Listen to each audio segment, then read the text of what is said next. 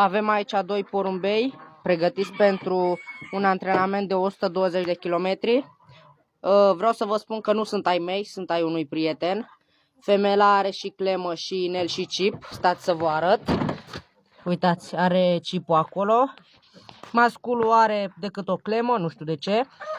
Și eu o să plec la București azi și m-a rugat prietenul ăla să îi iau, să le fac un antrenament practic din București.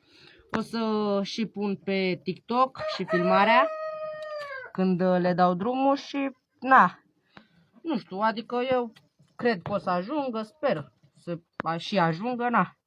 Pentru că dacă o să ajungă, la primăvară voi lua pui din ei și voi începe și eu să îi duc. Pentru că ăștia ai mei nu știu. Adică și ai mei sunt cât de cât bunicei. Dar având în vedere că femeia aia n-a venit de la 10 km, nu știu ce să zic. Acum poate că era și ceață. Acum poate că era și ceață și era și zăpadă și ulii mulți. Dar până la urmă, dacă e un porumbel bun, vine de la orice distanță.